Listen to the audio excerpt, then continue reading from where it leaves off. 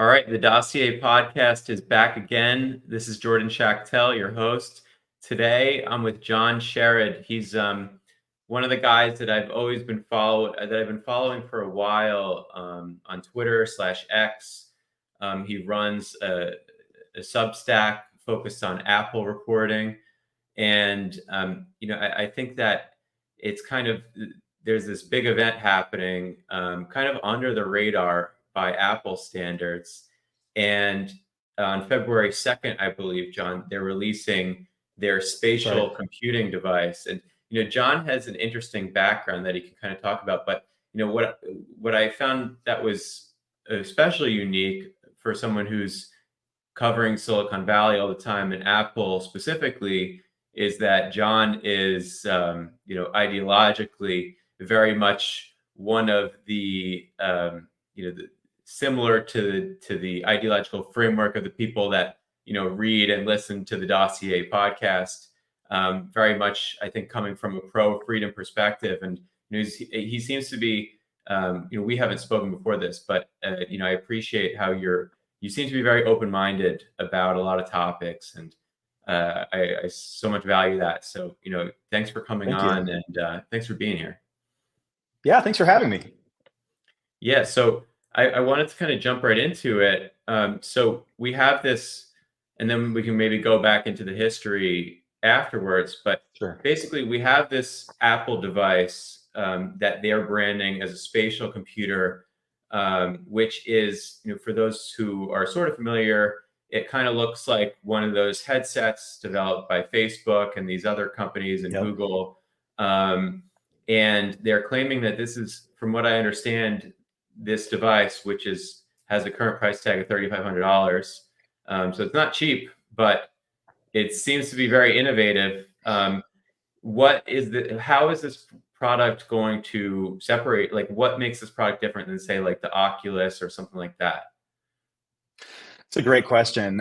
For starters, it's very much on the high end price wise. So a lot of those Oculus devices are much more attainable from a price standpoint, and they're much more games focused. And while there will be a games component to Apple Vision Pro, that's definitely not the primary focus of it. A lot of the other headsets also are very much, we throw around the term VR a lot, and they're much more virtual reality focused, where the goal is to more remove you from the real world and put you in a fantasy environment or something different like that, visit a different location. And there's some amount of that with Apple Vision Pro.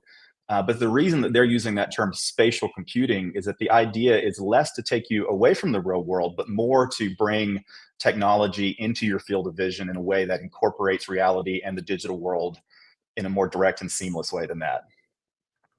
Yeah, I like the branding because I think, I don't know about you, but I think the whole metaverse thing just went bust, and it is associated, especially, with people who kind of believe in human freedom and associating with people normally. This idea that we're all going to be in our pods, I think Apple probably wanted to get away from that type of branding. So I think it's interesting that they've pivoted. Have they even mentioned this concept in the way they've rolled? I don't think they have, right? Like the whole idea of a metaverse. No, there's really nothing like a metaverse. And the metaverse is kind of weird and dystopic. And then you've also had the little cartoon character avatar component to a lot of the way those other companies are approaching it. And the only thing that is kind of remotely like that is that when you do a FaceTime call, you actually create this digital persona, and it does have that uncanny valley computer generated effect. But it's basically trying to reconstruct your actual look, and it matches your facial features and expressions and that sort of thing to try to make it as seamless. So in other words, they're really trying to downplay anything like the metaverse with this and just make it a more generalized computing product. And that even goes down to a couple of technologies they incorporated in. One is breakthrough, so that you actually can, there's a dial on the Apple Vision Pro. So if you're in an immersive environment, you can dial more or less of that in so that reality fades out or in based on how much you want it. But if an actual physical person comes into the room and says hi to you, you'll see their face break through that. And then there's also eyesight. One of the things that makes a lot of these kind of headset products very socially isolating is that they're totally covering your face, and you can't see a lot of times what's in the world around you, and the people can't see your eyes. And I think Apple understands that even Apple Vision Pro is an awkward looking product on your face. It's very large. But this eyesight technology, it takes the faceplate of the Apple Vision Pro and actually places your eyes, and it has sort of a parallax screen effect so that if somebody's next to you, it almost looks like they can see the curve of your face in there. So they can actually see your eyes. And we'll see how well that actually works in real life. But I think it's an example of them understanding that that can be an inherently isolating thing. And this is a way to kind of address that. Do you have any idea of how many patents were designed specifically for this device? Man, no, I'm sure it's many. And I honestly, that's one of the areas that I've never had as much interest in following, because everybody's filing patents left and right. And a lot of times in the press, somebody will say, hey, Apple filed this patent, so that means they're coming out with this product. But that's not the way it works. A lot of times these companies file patents defensively ahead of time and things like that. So it's so hard to say. Yeah, it's interesting because like I think about the potential applications for this device that's rolling out February 2nd. It's like basically a week from now. And we are having a conversation right now. You're probably using a computer. I'm using a computer. I'm using a microphone here. There's so much. If this product, gets to that level of hype, we could potentially be having the same conversation next year without any of these hardware devices, right? Like I think that's the kind of thing that like is kind of mind blowing, is that if Apple is able to kind of get to that next level, they can potentially remove, like they can save all of us a lot of space, especially those of us who live in apartments and whatnot. So like, I think that's a benefit just spatially speaking, but also like, there's just like some basic questions, like how would I use a keyboard on that type of device? Is that like a stupid question? Have people thought about how to do something like that? No, that's a great question. Yeah, so it's going to have so the way that you control Apple Vision Pro, of course, you put it on your face and you can see your room, and it'll superimpose apps into the real world, and you can kind of move them around and place them. So one of the examples they showed in their demo was that somebody could essentially replace a Mac or a PC with this, and you can have your email window here that you can move around in virtual space, and your web browser and whatever else that you have, a spreadsheet.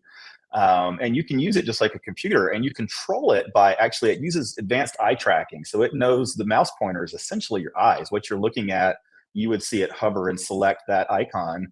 And then you can just kind of use a pinch gesture with your fingers as the click.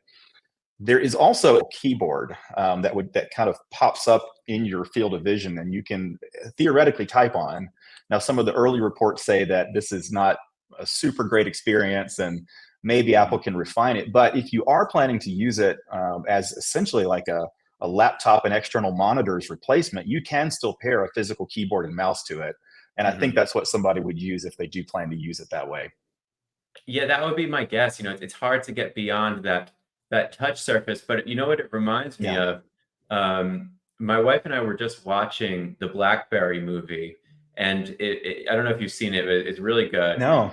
And one of the big parts of the movie, spoiler, sorry, is the BlackBerry's decline in relation to the innovation of the original iPhone. And BlackBerry, the whole thesis was, we have the best keyboard, and no one's ever going to take away the keyboard, so we don't have to worry about Apple doing this thing with a big screen. But that was like the revolutionary technology that I remember. I remember I was in college and everyone had BBM, BlackBerry Messenger, for a couple of years. And basically overnight, Steve Jobs gives that amazing presentation, and overnight, BlackBerry is basically launched out of existence very rapidly. There's still really, I don't know the market super well, but it seems like, in all these conversations I'm in, everyone seems to have an iPhone. So do you think that, like, what are because I know this is definitely more of a luxury product, but still, if you think about, people are still buying $1,500 MacBook Pros and monitors and all this stuff. So, you put in the costs all together, and there could potentially, be basic, it might cost a little more for the average person, but do you think that this could be one of those revolutionary moments when they just like totally crush the competition? I think it's possible. I would never, even when I get skeptical of something Apple's doing, I would never totally write them out because of just what you talked about. I mean, the BlackBerry was huge, and people couldn't even imagine how you could get away from having that physical keyboard, which was so popular with the BlackBerry. And of course, now pretty much all of us are using a touchscreen iPhone or even an Android, which is the same thing technologically, where you're just tapping on a virtual keyboard on the screen. The price point is one of the most interesting things about it. You can definitely make a case for it if you're going to replace a home theater situation or a work situation with multiple monitors, et cetera. That's where the price comparison doesn't seem ridiculous. That said, it's always funny back in the 90s when there was the big Mac versus PC flame wars. Everybody was up on the battlements arguing over that sort of thing. And one of the knocks against the Mac was it was always expensive.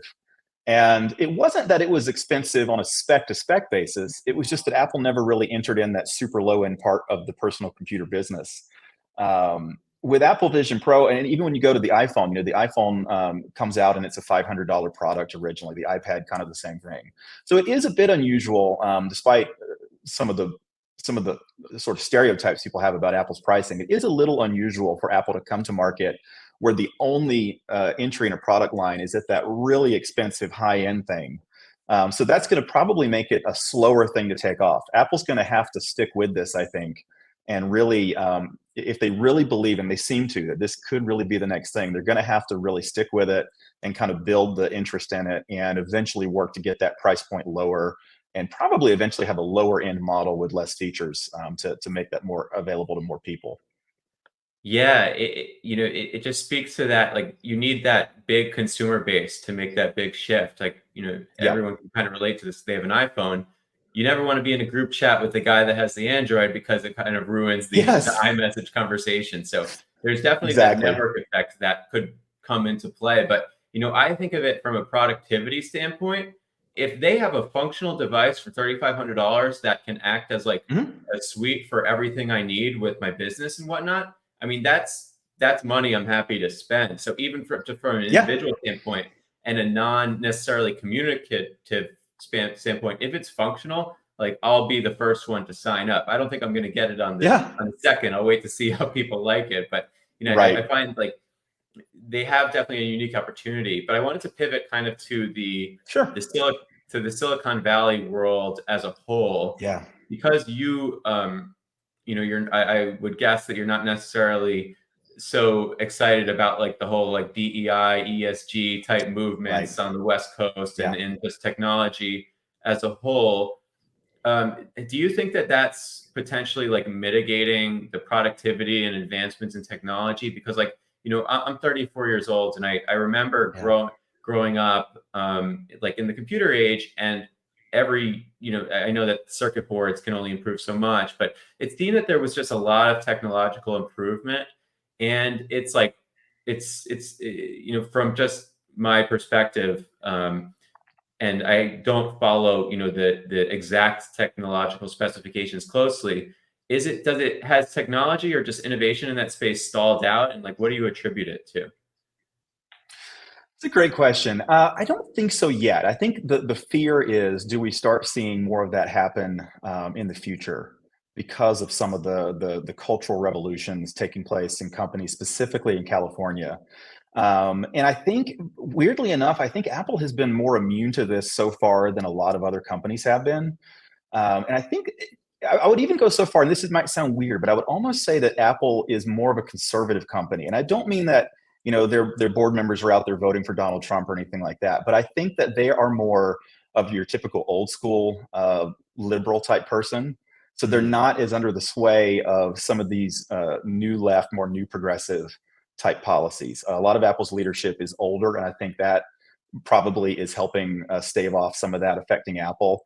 One of the big things, though, that affected Apple in the last few years was what affected a lot of the country, which was COVID and the policy responses to that, and everything shut down. And Apple very famously a decade ago built that spaceship-looking campus in Cupertino, California, and they have always been a company that has really prioritized work in person, and the types of spontaneous meet in the hall and have a conversation with another engineer kind of thing that's hard to do remotely.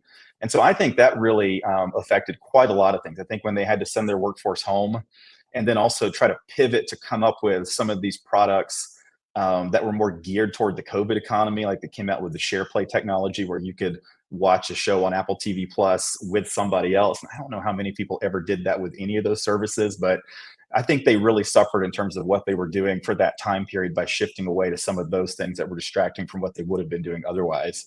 I do think long term, depending on what happens culturally, and especially when a younger generation of leadership comes into Apple, that's where I would have maybe more concern about some of that stuff affecting Apple directly. So you're a fan of Tim Cook by and large. You think that he's by and large. Yeah. Oh, sorry. Go ahead. No, go ahead. You're good. Yeah, I mean, obviously, I came into being a fan of Apple during the time when Steve Jobs came back to Apple after sort of his time in the wilderness away from the company. And Steve Jobs, for anybody that's watching or listening that hasn't watched the Steve Jobs presentation, I really recommend that, especially if you're interested in the business world, leadership, communication, et cetera, because Steve Jobs just had a unique gift for communicating anything, but particularly products and why you should want this product that Apple is coming out with. And Tim Cook is definitely not that. Tim Cook came out of the operations side of Apple and supply chain, that sort of thing. And he sort of had the impossible task. It's a little bit now with what's happening at Alabama. Nick Saban's retired. Somebody's got to step into the greatest of all time shoes and try to repeat that. And Tim Cook does not have that visionary talent or that communication skill that Steve Jobs had. But I think he's done a fantastic job. He's grown Apple quite a bit, and again, he has sort of not allowed a lot of that more radical cultural stuff to seep into Apple in ways that are affecting it that we can see from the outside, anyway. Yeah, I noticed it. If you remember that little back and forth, well, it wasn't really a back and forth. There was news that Apple had stopped its advertising on Twitter, and Elon Musk publicly called out Tim Cook. And then I remember a few days go by, and then he writes like some kind of tweet, and he's like, "Oh, thank you, Tim. We've resolved our issues," and that is that. But it does seem like Tim Cook is the kind of guy that, this is a serious executive. I think he knows how to play the game. Like when Apple has these commercials that are friendly to the wokesters and whatnot, I think he understands that that's part of the culture in the Silicon Valley technology world. And there's like, you can't just completely defy it if you're running this giant institution. So yeah, I think he's playing it the right way, but I would love to have, a private one-on-one with him or hook him up to some truth serum and ask him what he really thinks about these people. Because my guess is that, this is the guy that's probably putting in 16-hour days, and he's just like, are you kidding me? We're expanding the DEI department even further. I'm sure like a lot of these executives probably want to speak out because if you look at places like San Francisco, it's a total wasteland. I think X is the only company left there. So, Apple culture is fascinating to me because it's like, similar to Musk's companies, Apple is a culture upon itself. And I think that people are really, in a good way, driven to work for Apple because they associate with, what Apple has brought to the world. And is that what kind of helps to, or at least help to inspire you to, really get like super down the rabbit hole on the Apple beat?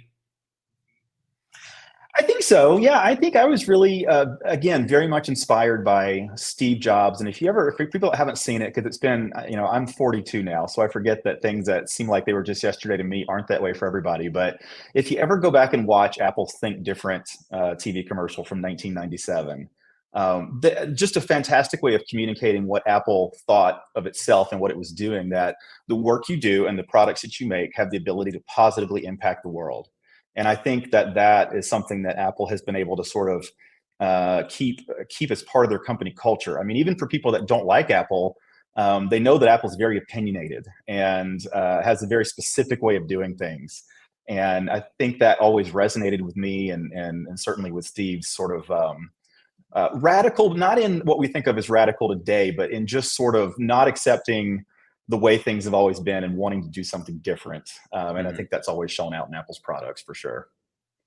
So what do you make do you follow, like, the global developments in technology? Like, do you see that anything is happening in China or in India or even, like, Brazil where there's some type of, like, Apple-like organizations, companies? Like, I still feel like, although Yeah. America is in a weird place right now, we're still, like, the epicenter of all functional, sophisticated technology. It just, everyone has a story about it, even though the Apple products are assembled in China. Yeah. It seems that the talent is still based in the US. And even though you have like these executives of major companies like Google and whatnot from abroad, it just seems like whatever, we're kind of drifting away from our capitalist, free market, innovative foundations. But do you see anything on the horizon where there's some kind of movement happening abroad or inside the United States?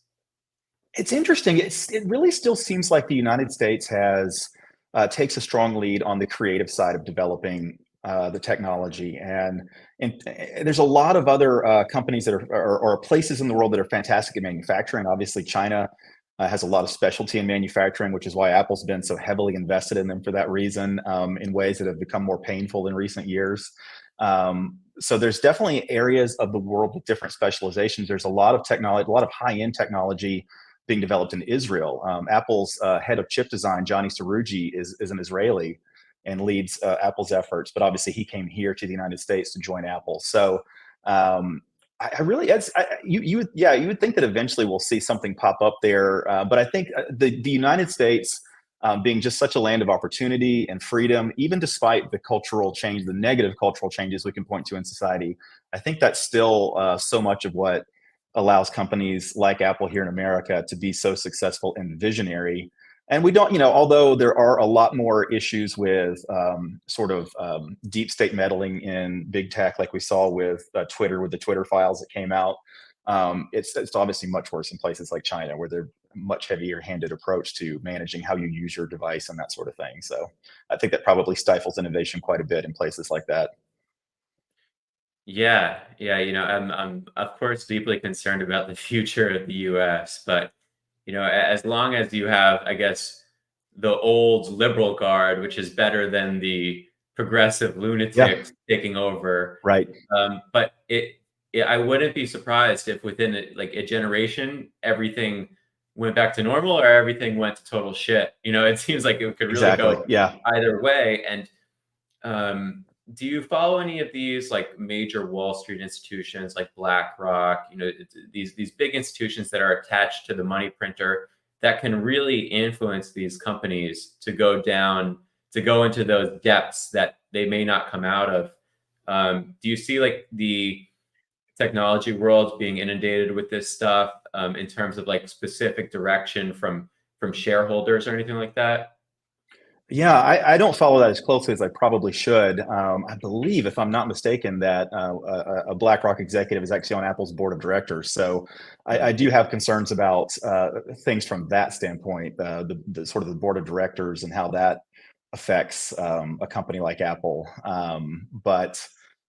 Yeah, and with ESG in particular, one of the ways that sort of manifests with Apple, I think, and Apple being more of the old school liberal versus the newer progressive, is Apple is very environmentally focused in a lot of ways.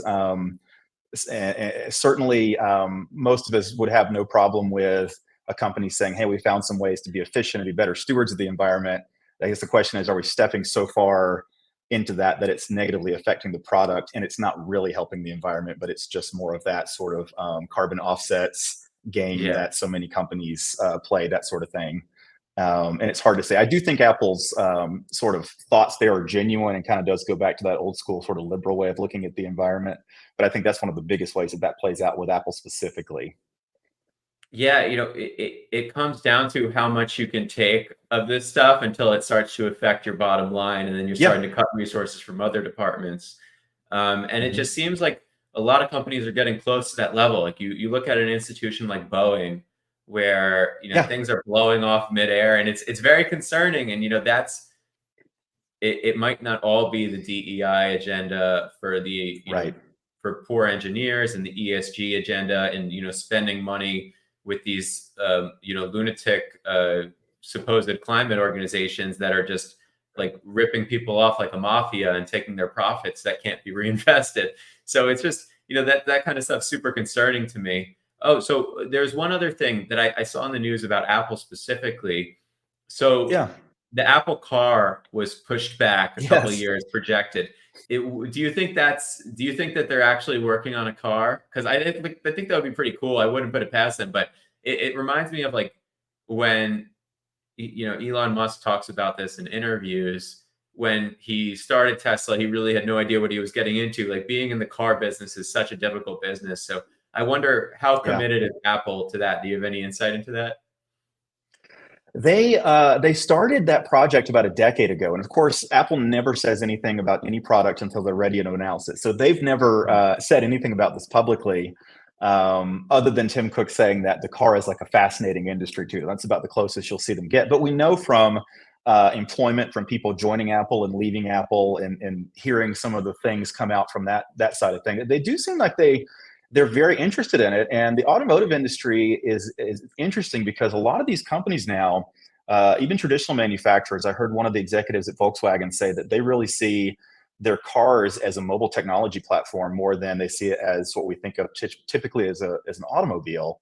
And Volkswagen's going to full electric. Obviously, Tesla has completely disrupted the market as far as that goes. So I do think Apple sees an opportunity and sees that they can take what they do and apply that to that industry.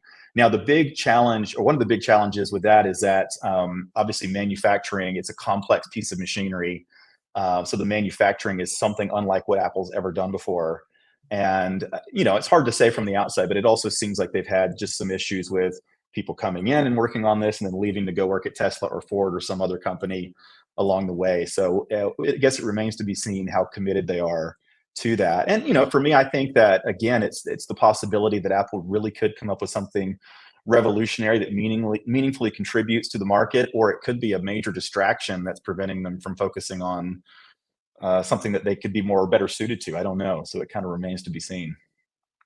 Yeah, the automotive market is brutal right now. All of these Yeah. companies, basically everyone's on the government dole, and none of them are Yeah. making money. So, I mean, even Tesla, which has distanced itself greatly from the Biden administration, and it seems that those two entities very much dislike each other.